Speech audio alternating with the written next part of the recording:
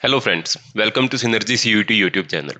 अगर आप में से कोई स्टूडेंट दिल्ली यूनिवर्सिटी में बीए प्रोग्राम में एडमिशन लेने की प्लानिंग कर रहा है और आप उसके साथ ट्वेल्थ की क्लासेस के अंदर भी अपीयर अभी हो रहे हैं, ट्वेल्थ के बोर्ड एग्जाम आपके चल रहे हैं और आप प्लान कर रहे हैं कि सीयूटी के एग्जाम के द्वारा आप दिल्ली यूनिवर्सिटी में सिंपल बीए के प्रोग्राम में एडमिशन ले पाएं, तो ये वीडियो आपके लिए रहने वाली है।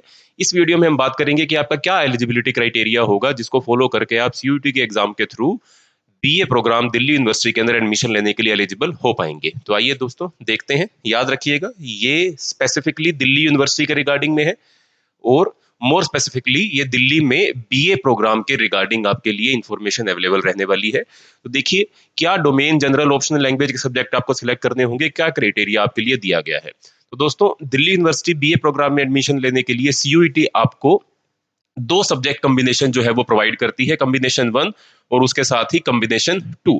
जो कॉम्बिनेशन 1 आपके लिए रहने वाली है उसके अंदर आपको एट लिस्ट लिस्ट ए में मौजूद किसी एक लैंग्वेज के पेपर के अंदर तो अपीयर होना कंपलसरी है। उसके साथ साथ आपको 3 और सब्जेक्ट के अंदर अपीयर होना पड़ेगा ही पड़ेगा। उन 3 सब्जेक्ट में से 2 सब्जेक्ट जो है वो लिस्ट B1 में से होने जरूरी हैं और जो चौथा सब्जेक्ट है उसमें आपके पास चॉइस अवेलेबल है, आप लिस्ट B1 में से भी उसको सिलेक्ट कर सकते हैं और लिस्ट B2 में से भी उसको सिलेक्ट कर सकते हैं। ठीक है दोस्तों, तो पहला कॉम्बिनेशन, एक सब्जेक्ट लैंग्वेज का कंपलसरी, 2 सब्जेक्ट लिस्ट B1 के कंपलसरी और चौथा सब्जेक्ट चाहे लिस्ट B1 में से सिलेक्ट कर लीजिए और चाहे लिस्ट B2 में से सिलेक्ट कर लीजिए। अब ये लिस्ट B1 और B2 क्या है, एक बार इसको देख लेते हैं और फिर सेकेंड कॉम्बिनेशन की बात करते हैं। जो आपका लिस्ट B1 है और B2 है, उसमें कौन कौन से सब्जेक्ट्स अवेलेबल हैं। तो देखिए दोस्तों, लिस्ट B1 में आपका accountancy, book keeping, anthropology, biology, business studies, chemistry, computer science, economics, environmental studies, geography, history, ये सभी सब्जेक्ट लिस्ट B1 के अंदर अवेलेबल है। और लिस्ट B2 के अंदर agriculture, engineering, graphic, entrepreneurship, knowledge trading, physical education, NCC, yoga, ये सब चीजें आपकी लिस्ट B2 में से। तो 2 सब्जेक्ट आप लिस्ट B1 में से सिलेक्ट करोगे और जो एक सब्जेक्ट आपको सिलेक्ट करना है, चाहे वो लिस्ट B1 में से सिलेक्ट कर लीजिए, चाहे वो लिस्ट B2 में से सिलेक्ट कर लीजिए। इसके साथ साथ एक लैंग्वेज का पेपर। तो ये हो गया आपके लिए कॉम्बिनेशन 1। इसके बाद जो सेकंड कॉम्बिनेशन है, आइए एक बार उसको देख लेते हैं, उसमें क्या आपको ऑप्शन दिया गया है। जो सेकंड कॉम्बिनेशन है दोस्तों, उस कॉम्बिनेशन के अकॉर्डिंग आपको लिस्ट ए में मौजूद किसी एक लैंग्वेज के अंदर अपीयर होना होगा, जो पहली कॉम्बिनेशन के अंदर भी कंपलसरी था।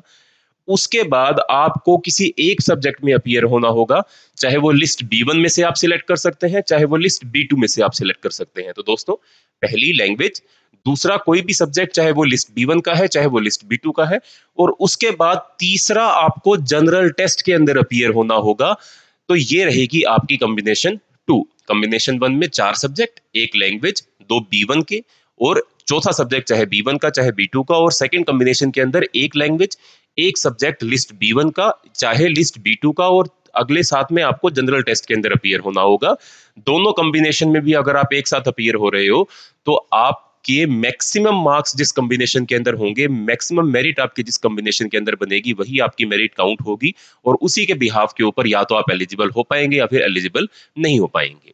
ठीक है दोस्तों, आई होप कि आपको आपका एलिजिबिलिटी क्राइटेरिया जो है वो दिल्ली यूनिवर्सिटी के बीए प्रोग्राम के रिगार्डिंग समझ में आ गया होगा। अगर सीयूईटी के रिगार्डिंग आप इसी प्रकार की और वीडियो देखते रहना चाहते हैं या सीयूईटी के एग्जाम के रिगार्डिंग किसी भी प्रकार की आप जानकारी चाहते हैं, तो हमारे यूट्यूब चैनल को सब्सक्राइब कर सकते हैं और उसके साथ हमारे द्वारा चलाया जा रहा जो ऑनलाइन और ऑफलाइन प्रोग्राम है सीयूईटी की प्रिपरेशन के लिए, चाहे वो लैंग्वेज के लिए हो, चाहे वो जनरल टेस्ट के लिए हो, चाहे वो आपके डोमेन स्पेसिफिक सब्जेक्ट्स के लिए हो, इन सभी की सुविधा हमारे पास अवेलेबल है। आप नीचे दिए गए नंबर के ऊपर कॉल कर सकते हैं, हमें मैसेज कर सकते हैं और अगर आपको किसी प्रकार की सहायता चाहिए हो तो आप हमें डायरेक्ट संपर्क करें। तो मिलते हैं दोस्तों अगली वीडियो में, तब तक के लिए धन्यवाद।